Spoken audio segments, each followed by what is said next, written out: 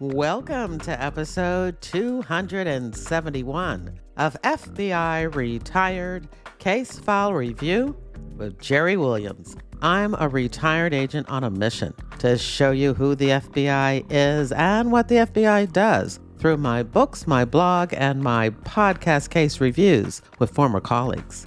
Today, we get to speak to retired agent Anthony Velazquez, who served in the FBI for 24 years.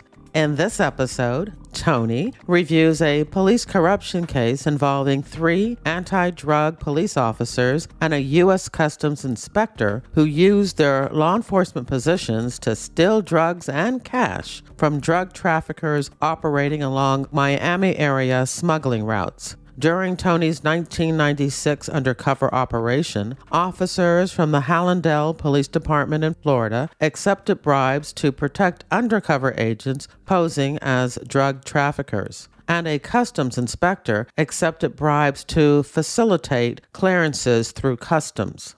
All 4 defendants pleaded guilty to federal conspiracy and extortion charges. During his career, Tony was initially assigned to the Miami division, where he specialized in cargo theft and supply chain security, organized and violent crimes, counterterrorism, fraud, undercover operations, and kidnapping investigations. He was also a hostage and crisis negotiator, certified undercover agent, and certified adjunct police instructor. From 2007 through 2011, Tony served as the FBI Assistant Legal Attaché, ALAT, in Cape Town, South Africa, covering 16 countries in sub-Saharan Africa.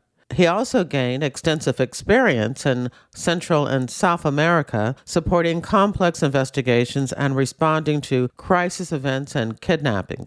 Tony is currently the president of Velasquez Global Consulting Group, where he provides consulting, crisis management response, and security and investigative services. Now, before we get to the interview, can you give me just one more minute to talk to you from my heart? I need your help in getting out the word about FBI Retired Case File Review before calls to abolish and defund the FBI are seriously considered. Share this podcast with a friend, family member, or coworker, or someone you hear talking trash about the FBI. I know the FBI is not perfect. My promise to you is to not let partisan politics corrupt this show. But in exchange, I ask you to spread my mission to those open to learning who the FBI really is and what the FBI does at the hard-working, self-sacrificing, dedicated case agent level. Hey, and if you're an FBI employee, we are family. I got your back. Hang tough. Last thing, reader team members, my October email should be in your inbox. And if it's not, you know what to do. Check your spam filter and promotions tab. This month, with assistance from retired FBI profiler Mark Safrick, I review the Angelina Jolie serial killer thriller, Taking Lives. In your podcast app's description of this episode, there are links to where you can join my reader team, buy me a coffee, and visit my website to check out the show notes for this episode and my books. Thank you for your support. Now here's the show. I want to welcome my guest, Anthony Velasquez. Hey, Tony, how are you doing? Jerry, how are you? And thank you for having me. Well, I'm excited because we have a mutual friend, Jenna Davis, and she told me I had to have you on the show. Jenna's a good friend, and I listened to her. I know this is going to be a great case. You've had a lot of great cases, some of them that have been turned into documentaries and everything like that. This one hasn't yet, right? It's a little dated. It's back in the mid-90s. But yeah, look, Jenna I would love to call her my godmother, but we're very close in age. So she's like my god sister and has protected me on countless occasions working undercover. Dear, dear friend. Yeah, dear friend of mine too. I think the interesting thing about this case, and we did talk ahead of time a couple of weeks ago, is that it starts off differently. As a matter of fact, I'm writing my 3rd crime novel. And my character opens a case thinking it's one thing and it morphs into something totally different. And that's really what kind of happened with this case, right? That's exactly what happened with this case. You tell me where you want to start and let's get into this. Thank you for having me again. And we got to go back. I came into the Bureau in 1991. I was assigned to the Miami Division in 92 after Quantico. And I was assigned to the Property Crime Squad. The Property Crime Squad, for the listeners that don't know, is the squad that investigates theft from interstate shipment, interstate transportation, stolen property, basically stolen cargo that's moving in federal and international commerce or interstate commerce. Nobody wants to be on that squad because everybody, when they get out of Quantico, of course, wants to kick in doors and arrest cartel leaders and rescue babies from burning buildings. And also, those violations for property crimes really aren't very sexy and they don't have a lot of teeth in them. Now, back in the early to mid 90s, Miami was getting killed with cargo theft. Just as an example, I think an airlines was losing somewhere in the neighborhood of $10 to $15 million a year in stolen cargo.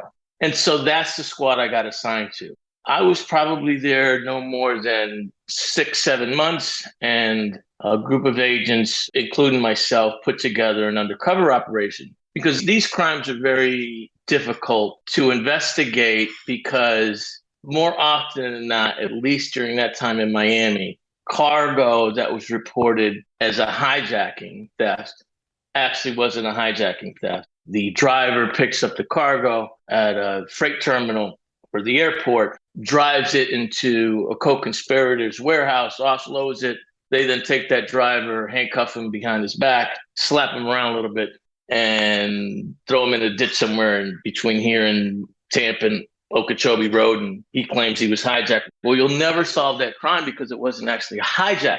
The idea here was to create an undercover operation where we would get a warehouse and we would present ourselves as players in the cargo theft business, and it was rampant. The way we did that was we took a cadre of informants, and those guys would be responsible for going out and finding out what's for sale out there. And then we would try to match those items or those loads that were being offered for sale. It could be TVs, it could be computers. Computer chips were very popular back then because you could fit a shoebox full of computer chips or SIM chips back in the day. It could be worth anywhere from $500,000 to $600,000. And then we would try to match what was being offered on the street with police reports with the local police departments. And it worked out very well. The scenario went something like this. An informant would come in and say, hey, listen, they've got Toshiba TVs. This was one example. We said, okay, well, here's a few $1,000s, buy some samples. Now, we would let that few $1,000s go, buy the samples, take those samples back, and we would try to match the serial numbers from the stolen load. If we had a match, then we would give that informant another $5,000 to $7,000, a rental van that obviously had a tracker on it, and say, look, I want to buy some more. I may be able to sell the whole load. And that informant would then go over there. And now we're going to meet maybe the second guy in the tier of leadership for this group that has the loader that's involved in stealing these loads. Now we would sometimes, more often than not, get an idea of where that load was located, because sometimes we would break it up. Other times we'd leave the load intact and sell it from one warehouse. So we had a pretty good idea at that point where the load was. We would then say, after a few days, listen, I think we got the whole load sold. In this case, I think that load was worth somewhere in the neighborhood of $500,000. We got the whole load sold and we could take it to South America and offload it. We just need to negotiate the price. Now, mind you, as in most undercover operations, we had a facility, we had a warehouse that was wired for audio and video, and we had booze there, we had TVs. It looked like all the other shops that dealt in stolen cargo in Miami at the time. And so now, because we said we're interested in buying the whole load, guess who shows up? The boss shows up. He wants to taste, smell, see who these people are that can move this whole load. And negotiations ensue. Who is we? Could you tell us a little bit more about the sting setup and the agents, undercover agents that are involved in setting up the sting operation, this fictitious warehouse? The name of the company was Men of Steel, no pun intended, because it was spelled Steel. The we are the undercover agents work in the warehouse. So we had two primary undercover agents, myself and my partner, Ray, and then we had a cadre of informants. They were working undercover as well. The distinction being the agents are sworn law enforcement officers and the informants aren't. And so that's the we. From time to time, we would bring in other undercover agents who would pose as truck drivers, as financiers, as bankers, as the buyers, depending on what the role called for. So that's the we, when I say we, that I'm talking about. So now the boss for the stolen load shows up. We're negotiating a number. We don't care what the number's going to be because we're not going to give them the money for the whole load. After dancing around, we end up with our conditions or terms, if you will. Our terms are, one, we're going to give you the tractor. We're not doing any manual labor. You're going to take this tractor. You're going to take a 40-foot container. You're going to load it up. You're going to provide the driver. And so that's what they do. And once you do that, and that load makes its way safely to the port of Miami, and we'll give you all the paperwork for the ship that needs to go on. When it's there, you can stay here. You can have one of your representatives here, and we'll pay you however you want on the number that we agree to. And they say, okay. And what happens is the day for that event to occur, usually it's the boss that comes back. That's really good for gathering evidence because you get to chit chat about how long you've been in the business, what loads do you normally focus on. The other thing that it gives us an opportunity to do is to make sure that these aren't hijacked loads. So the way you sort of back into that conversation is you say, look, during the negotiations for the numbers, if there's any blood on this, you're going to have to adjust the price. When you say that in that space, is there any blood on it? That means, was anybody hurt? Was anybody killed? And typically what in our operation, what they would come back with is, no. The driver's our guy, or the load master, or the warehouse manager, or whoever. That's great evidence gathering. The undercover technique, in my opinion, is probably one of the most productive evidence gathering techniques. Unlike a wire that's passive, this is dynamic. It's proactive. You can shape the conversation. If something's unclear, you can clear it up. So you had great tape. We're going to provide them a tractor. We're going to provide them a container. They're going to do the manual labor. And when that tractor trailer full of TVs gets to the port, they're going to call and then we give them the money however we agree that they would receive it. As that tractor is making its way with their driver down to the port of Miami, the tractor which we provide is fitted with a tracking device and a kill switch. That kill switch is remotely activated by the surveillance team and the truck dies on the way to the port. Florida Highway Patrol comes up or a local police unit comes up and says, hey, you got to move this tractor off the highway. It gets towed and we blame it on them. It worked beautifully. You can't do that every time, but you could move warehouse locations. We could take a deal 3 months down the road and give it to another set of undercovers and they would run the same scenario. To make a long story short, that operation, and I think we ran it for 20 months, netted $13 million in stolen property. We indicted 72 individuals in 13 different indictments. It was a huge success. A lot of people that were assigned to the squad made major contributions because it wasn't just 2 or 3 undercover agents and some informants. I mean, we had the support of a full-time surveillance team. We had other agents getting all the documents together. These are all things that are necessary to prepare for a trial, even if we think everybody's going to plea because of the overwhelming evidence. You got to prepare to go to war, right, in the case that somebody doesn't take a plea. So at the end of that investigation, we did a big roundup. And of the 72 subjects that were indicted, I think on that 1 to 2 days, the takedown, we arrested 65 to 70. That's a lot of people. Oh, no. We had the Broward Sheriff's Office involved. We had U.S. Customs involved at the time, City of Miami PD, Miami-Dade PD. We had the DEA agents assigned. So it was a big operation. Think of the administrative burden of managing that. That's going to take a year, okay? This person wants to plea. This person wants to go to trial. You've got 65 people, and then you still have a handful of fugitives. So most of the people take pleas because it was in their best interest. The statute and the sentencing guidelines did not have a lot of teeth. So there wasn't much incentive for them to say, all right, I'm going to go to trial and pay an attorney tens of thousands of dollars to possibly get 2 years, and I'm not going to get off because they had videotape. So they took a plea. Some people got light sentences in the neighborhood of 14 months, 12 months, probation in some cases. So now fast forward to 1995, 96, we're looking for these handful of fugitives. And one of these fugitives, who I won't mention because he provided some assistance, was indicted for the sale of, I think it was Epson printers. And it was a small number, comparatively speaking, to what all these other loads were valued at. This was probably worth, I don't know, maybe less than $100,000. We're trying to tie up all these loose ends. And so we're looking for this particular subject who's a fugitive. And we go to his wife, and they had, I think, they had 4 daughters together. When we went to talk to her, and I was with Tony Rodriguez from Miami-Dade Warrants, she let us in. She knows why they're there. We identified ourselves.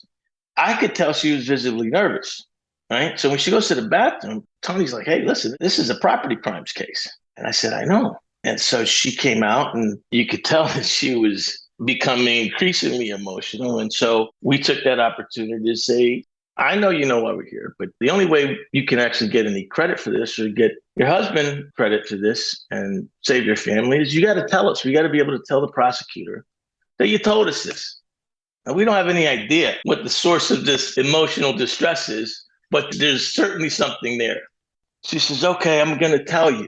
And she goes to her room. She comes out with this manila envelope, and she dumps the contents of the envelope out on the coffee table. And there's all these IDs. I mean, there's driver's licenses. And in my head, I'm thinking, wait a minute, he's involved in identity theft? I don't want to signal to her that we have absolutely no clue what this means. So we hit her again and say, listen, you got to tell us. We already know about this. So for you to get credit, we got to be able to tell the prosecutor, you already told us what we know. Okay, it's just a formality. And then she just broke down and says, okay, they're smuggling dope in for the Colombians, and then they're stealing it, and they're having their friends from the SWAT team come down and do a raid and steal the drugs. And so we said, that's exactly what we needed you to say. Okay.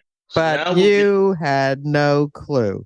Not a clue. We went from stolen printers to thinking it was identity theft to now they're smuggling cocaine into Miami for the Colombians.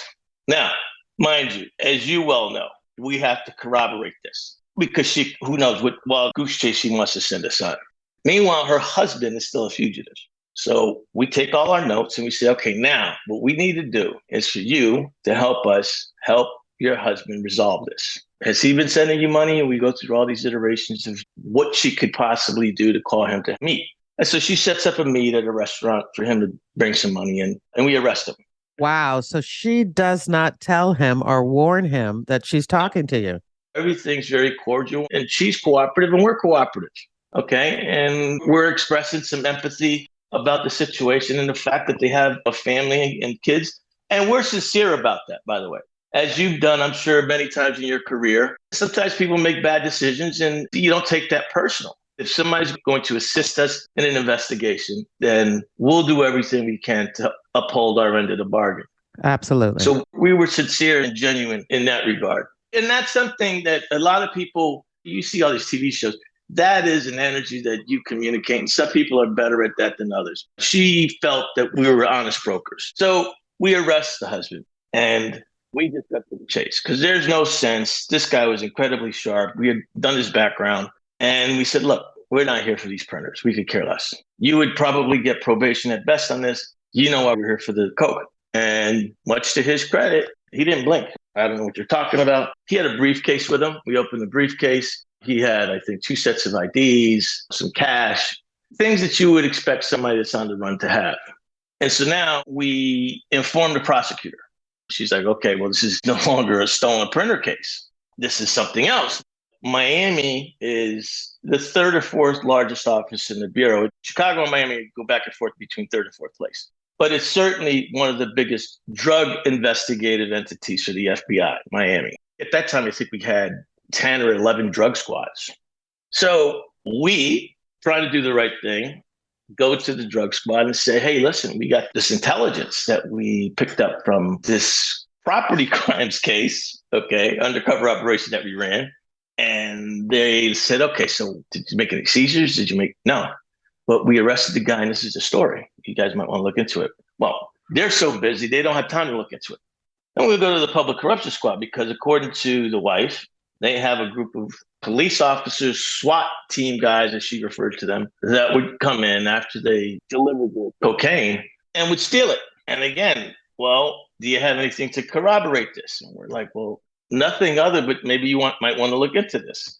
Another violation that keeps Miami very busy is public corruption.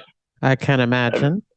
Yes. Anywhere where there's a lot of money, a lot of water, a lot of boats and a lot of planes and a lot of people from other countries, you're going to have corruption. And Miami's no different. And I could understand their position. They're busy. So I go back to my partner, Peter O'Beer, and I said, Pete, let's do this. Put all those IDs back in the envelope. And then the envelope, I said, Pete, put your hand in there, pull out one ID. He pulls out one ID. We're going to go interview this guy. That guy worked at the Lobster Depot that received the shipment in question of cocaine. What we wanted to corroborate was whether or not there was a raid where either people pretending to be police or police law enforcement came in and took a load of seafood. And so we went there and interviewed the individual whose ID we had. And we said, listen, we work stolen property. Okay, here's my card. I'm on the cargo theft task force. This is what we do. So we're just trying to investigate whether or not there was a load of seafood that was stolen. That's it. And the guy, I could see him thinking, are they here because there was a stolen load of seafood, or are they here because of the coke? The individual we're talking to who works at the Lobster Depot, he's playing ping pong in his head of whether we're really interested in the stolen load of seafood or the raid or whether they're investigating the cocaine. He says, yeah, some cops came in, or we don't know if we were robbed or there were cops. So we made a report.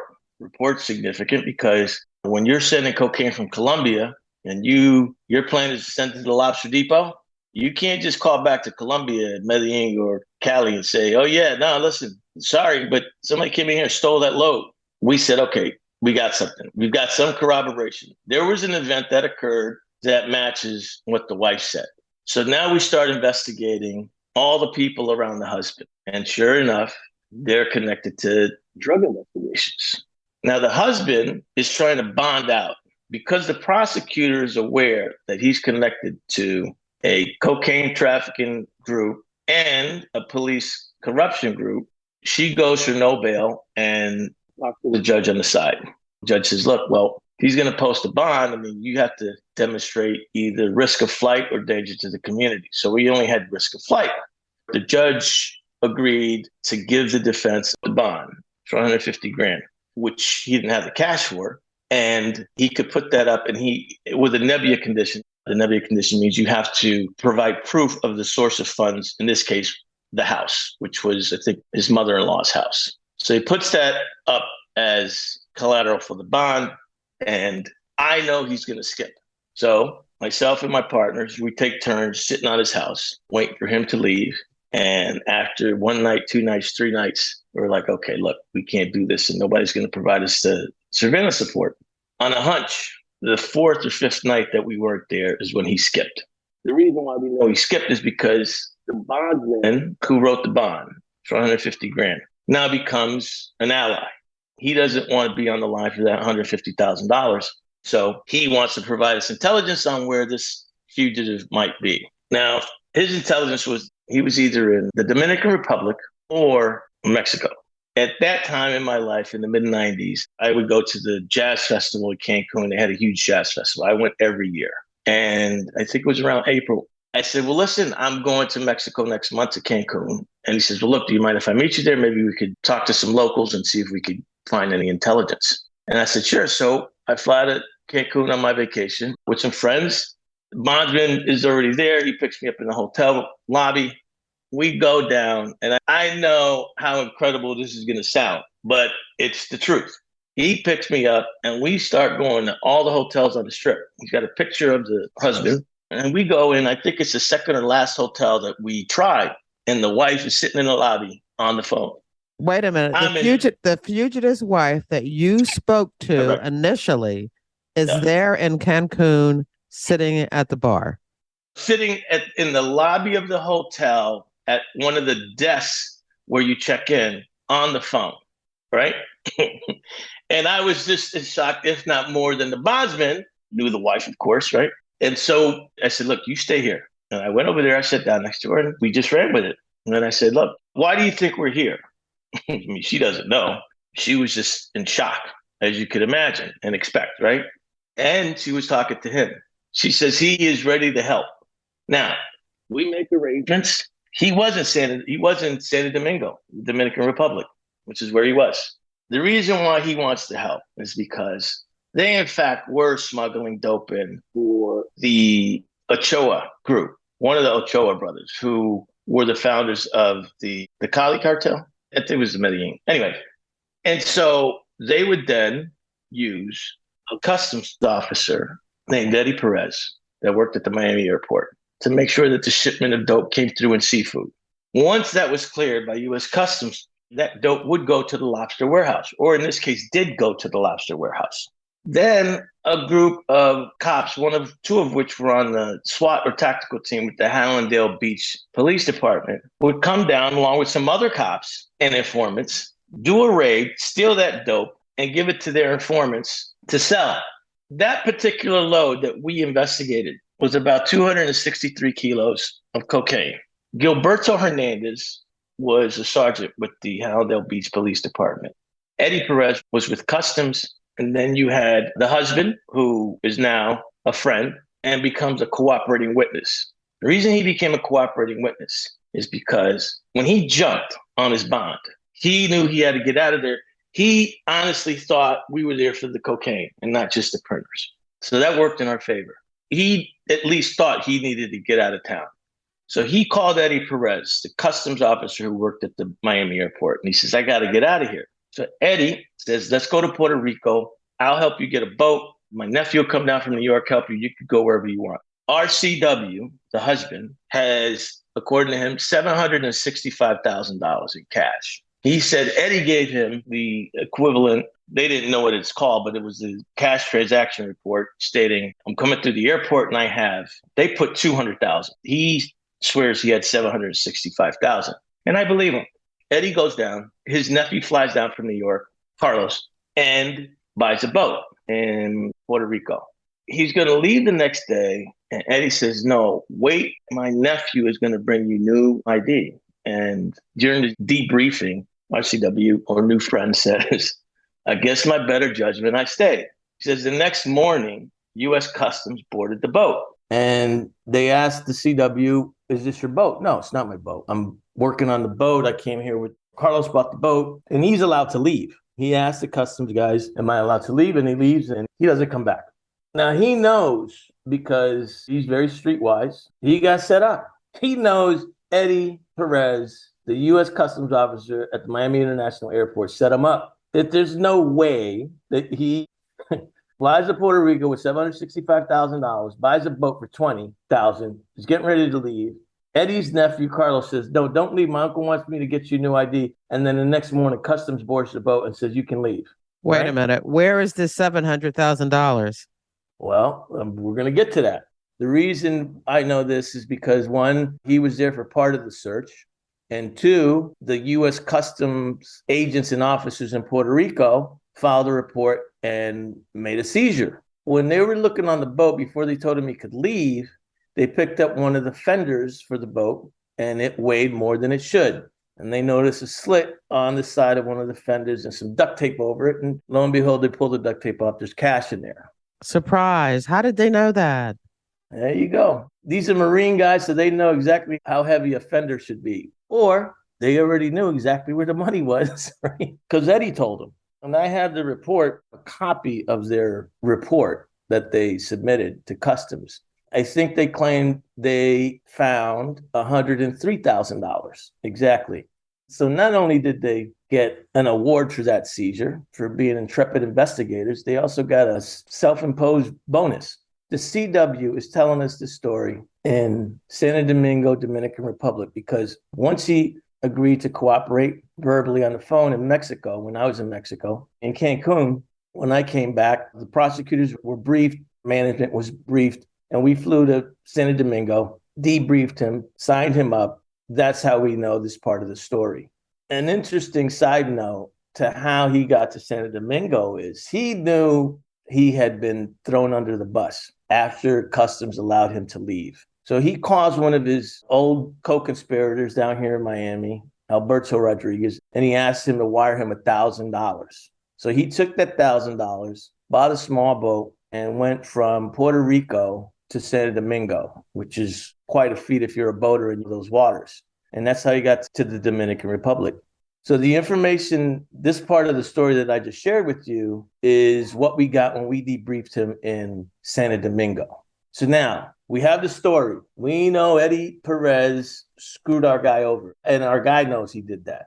We have Guillermo Hernandez with the Hallandale Beach Police Department, who we now, to some degree, have corroborated is stealing dope from the Colombians and then selling it, along with other police officers. So those are the chess pieces that we have, and we have to arrange those on a board to put this thing in checkmate. So we instruct the CW to call Gilberto Hernandez and tell him Eddie's a rat. We got to take Eddie off the chessboard. We got to take him out of play. And tell Gilberto when you call him that everything's okay because you got a new source in Colombia. And we made these recordings. So now we've got recordings with RCW, the husband and fugitive from our stolen printer case, making recordings with Gilberto Hernandez from the Hallandale Beach Police Department that implicates himself in stealing cocaine loads in Miami. And so now when we get back, now we bring this to the public corruption section. Surprisingly, there wasn't very much interest at the time from their management side. The agents were incredibly excited. Yeah, police corruption is something that everybody wants to stop. These are big cases. I'm not sure that they were aware of the quantity and quality of the evidence that had been recovered at that time. They were still thinking about this as a printer case. Eventually, we were able to work with them. Customs Office of the Inspector General, which is the equivalent of our OPR or internal investigations. So we have now effectively moved Eddie out of the conspiracy or the group to provide some consistency for our CW story as to what happened. Exactly how do you do that? You contact the customs IG and you let him know that Eddie is dirty, and then what action do they take? They get absorbed into this new undercover operation. And the undercover agent is the CW at this point, is a cooperating witness, the CW. So now what we have to do is we have to get that CW into the United States without making an actual entry, because if the CW makes an entry, Eddie has the capability to run checks on whether he made an entry. And there's no way that individual can make an entry under his assumed alias or his real name unless he was working for the feds. So we flew him privately to New York, and Customs was able to arrange for him to walk through immigration without making an actual entry in the system. At this point, now we have adopted the assistance of the Public Corruption Squad of Miami, U.S. Customs Internal Investigations, OIG, Office of Inspector General. So it becomes like a little task force. And then that eventually morphs into a more formal undercover operation where FBI agents are brought in to pose as drug dealers, introduced by the CW to Gilberto Hernandez with the Hallandale Beach Police Department, and they protect a load of 600 kilos that comes in. 2 or 3 of the other police officers that worked with Hernandez towed a car that was supposed to have drug proceeds, and it was money that was planted, and it was $44,000, I believe, and they towed the car, took the money, split it amongst themselves. And then after a couple of more protection runs by the cops and the undercover agents, the 5 of them were indicted and arrested. 3 Hallandale Beach police officers and 2 customs employees. I don't think the guys in Puerto Rico, the customs officers in Puerto Rico, ever got arrested. But that's how that ended. That is the genesis of that. You got to back up. Why not? Because those were the 2 that found the money underneath the fender, but only turned in $130,000 when there was over $700,000. Why weren't they charged? This is just my assessment of that. In any public corruption case, the quality of the evidence really needs to be solid and overwhelming. It can't be just the word of an informant. And that's why the FBI and other law enforcement agencies go to great lengths to make recordings. That's the best evidence of their knowledge that they know what they're doing. I think in this case, and far be it from me to Monday morning quarterback and say, look, they could have tabled that operation in Miami and then ran another operation in Puerto Rico. But once they arrested those guys in Miami, Eddie Perez from the airport. The guys in Puerto Rico knew. So you're not going to be able to run an undercover agent into them. All right. So you wouldn't be able to do something similar where you put the 40,000 in the car and then watch them actually take it. You had that hard evidence. The fact that your CW said there was 700,000 and they only wrote up 130,000, that's just on his word. You don't have any proof other than his word that there was 700,000. I get it. I mean, I would have liked those custom officers to also have been charged, but I understand that the evidence was not as strong in order to prove that. Right. Okay. Yeah.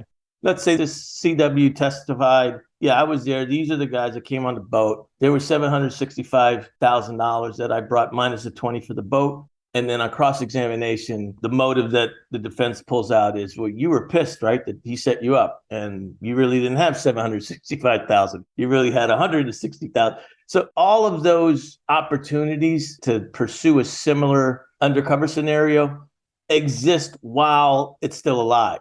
Once the indictments come down and arrests are made, that's it. The door's closed for that type of technique. I understand. Yeah. And I'll tell you, that violation has served me incredibly well throughout my career. The violation of stolen property. I spent maybe 10 or 11 years working long-term undercover operations. A lot of them, if not most of them, were police corruption cases related to drugs. My legend, if you will, which is what your background is for an undercover agent, was logistics, cargo. I had a cargo company. I used the same background I had from the first undercover operation I worked here in Miami in 93, because everybody wants a deal. That drug dealer, whether he's selling $20 bags on the corner or he's bringing in thousands of kilos, wants tickets to the concert they can't get. They want the latest iPhone. And you're the guy or the girl that can get it. And I know you know this, but for the listeners, two things that can't walk are drugs and weapons. You can let money walk. We can buy tickets to concerts. We can buy the latest iPhone. You're able to create an opportunity to develop a relationship, because it's really in the undercover space. It's not the transaction. It's the ability to develop a relationship where you can have conversations with you and the target or targets and talk about what's going on now, what's happened in the past. For me, that whole property crime violation really served me quite well throughout my undercover career. So a violation that you were disappointed to be assigned became something that allowed you to work all those high ticket and sexy type cases like drugs and corruption. Believe it or not, that's exactly what happened. Yeah. All right. So what happened to our guys now? So we have custom officers and we have Hallandale police officers who have now been charged with corruption. 3 of them took pleas and they cooperated against the other officers. If I'm not mistaken, some guys got as much as 25 years. Some guys got 15 years. I don't recall what the sentences were. It was one of those cases where initially we brought it to the drug guys and they were like, yeah, well, we're kind of busy. And we brought it to the public corruption guys and they were like, yeah, we're kind of busy. And again, this came from stolen printers. It just didn't comport with your usual drug or public corruption investigation. And I guess because they're in that world and they think they're developing their own relationships and connections, they believe they know all the players. And so when you bring them these people, these side people, they're like, you can work it because we got the big stuff going on here. And you were able to show them that these people here on the side are big players too. Yeah. This is why violations of public trust is so important, because if we can't get that right, then that's the starting point, because that's where if they find out somebody's a witness in that big drug case, they'll take them out. And that's why those investigations are so important to what the men and women in blue do every day. Well, let me ask you this question. With you just saying that, when your CW, when he ran, when he was a fugitive, was it because he was afraid of the FBI? Or was it because he was afraid that the customs agent and the Hallandale Police Department would think that he might cooperate? Why did he run? I can say this with a very high degree of confidence. He never would have cooperated. I think he was a former Cuban intelligence officer myself. That's my theory for a number of different reasons. I think what he said, what he told me was the truth. That is, he ran because he thought we were there for the dope that was stolen from the Colombians. That's what this was about. I believe him. I was able to work and get his indictment dismissed. And I think we gave him $25,000, somewhere in that neighborhood, to relocate or assist him in that endeavor. And that was that. So the reason he cooperated is because they burned him.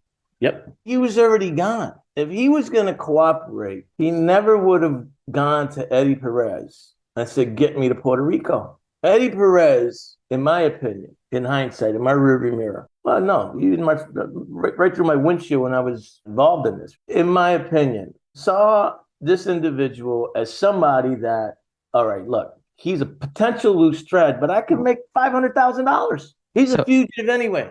So Eddie was greedy. Greedy, that always comes back to kill you, right? Always comes back to kill you. Was he a good guy or a bad guy? Greed and lack of integrity are things that I've seen on both sides, or the absence of, that never ends up well. I have links to a number of news articles about this case, and I will put them in the show notes for this episode if anyone wants to look at additional information about the players, the Hallandale Beach police officers, SWAT team members, and of the custom people that were eventually convicted and sentenced for this drug corruption case. Okay, that's fantastic. Thank you for the case review. It's a really interesting case, especially when you talk about how you may be working as an agent on a particular squad, but that doesn't mean that you're not going to be able to have experiences and opportunities to work other types of violations. I think that's really pretty fascinating. And it also happened to me in my career. Matter of fact, I did an episode where I talked about a case where myself, as an economic crimes agent, ended up working a loan shark case. And it basically went down the same way. When I got the information, I took it over to the organized crime squad, and they were too busy. And the guys that I were working on were not made people. They were associates. So I ended up working the case myself and really learned a lot. Let's talk a little bit more about you. There's a standard question that I ask all of my guests, and that is when and why you joined the FBI. I mean, what's your story, Tony Velasquez? Why did you become an FBI agent? I have several brothers, but I have one in particular that we both had the same parents. We were both born in New York, raised by our grandparents in Tampa, Florida. When I graduated high school, I went into the military, into the Air Force. My brother followed me the following year. Went to school at night, got my degree. When I got out, I got a job. I ended up in Omaha, Nebraska, of all places. I had one semester of undergrad to finish to get my bachelor's. And I happened to accompany a friend of mine to a career fair at Creighton University for support. The FBI had a table there. There weren't very many people there. I pointed out to the recruiter that he might want to have some better gifts to give out because they just had pamphlets and everybody else had magnets and calculators. And anyway, we struck up a very cordial conversation that led to some phone calls, coffee. He convinced me to come in, take the test. I did. And next thing I know, 9 months later, I'm in Quantico. So you never had this burning desire to be in federal law enforcement? I didn't know much about it. I was always fascinated, like everyone else, with the idea. Quite frankly, at that time in 1991, I'm one semester from finishing my undergrad, and I'm 27 years old because I went to school at night. I really didn't know what the qualifications were. I mean, if somebody had told me earlier, I would have been first in line. Quantico was an amazing experience. If I could come back in another life, I would do this job for free. I just had the utmost respect for the men and women in the organization that go above and beyond every day. And look, are there problem children? Sure, we're human beings. But I can say, and I'll stand on this, that is probably one of the most intellectually gifted, the integrity's above reproach organizations I've ever come across. And I had a fascinating career. Spent most of it in Miami, and I was the FBI attaché in Cape Town, South Africa for 4 years. I've had the opportunity and am thankful to have done some amazing things and had some amazing experiences.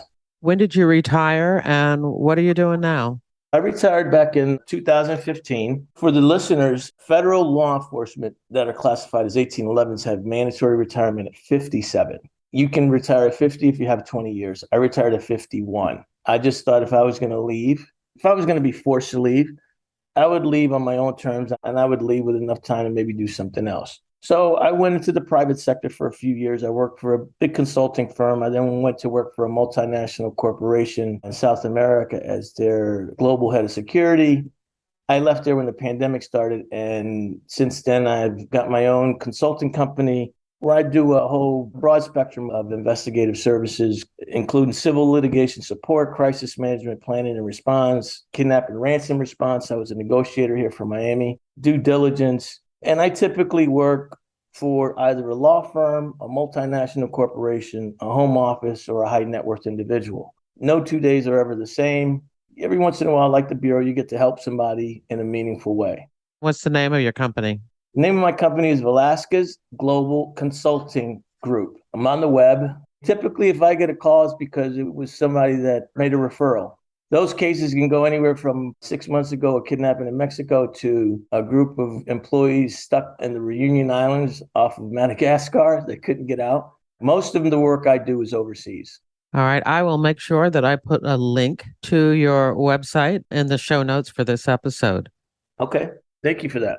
No problem. I always end my episodes by giving my guest the last word. So what would you like to say?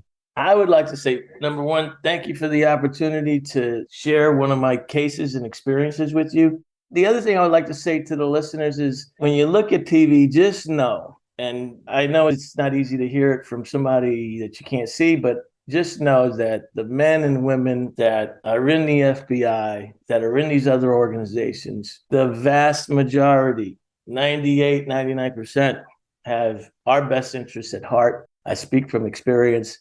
As did I, Jerry, as did you. And so take comfort in that and don't believe everything we see on TV. And that's the end of the interview.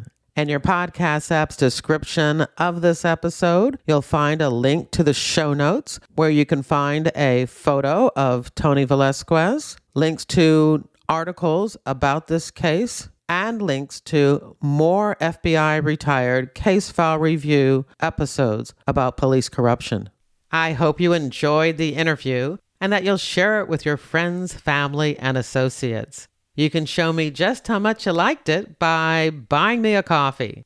There's a link in your podcast app's description of this episode, or you can visit jerrywilliams.com and tap on the little coffee cup icon in the bottom right-hand corner of my website. Don't forget to follow FBI Retired Case File Review on your favorite podcast app. Now, this podcast is all about true crime, but if you're also interested in crime fiction, once a month via my reader team email, I keep you up to date on the FBI and books, TV, and movies. When you join my reader team, you get access to my FBI reading resource, a colorful list of more than 70 books about the FBI written by FBI agents who have been guests on this podcast. There's nonfiction, crime fiction, true crime, and memoirs. You'll also get my FBI reality checklist where I debunk 20 cliches about the FBI and receive news about what I'm up to and about my FBI nonfiction and crime fiction books. I want to thank you for listening to the very end. I hope you come back for another episode of FBI Retired Case File Review with Jerry Williams. Thank you.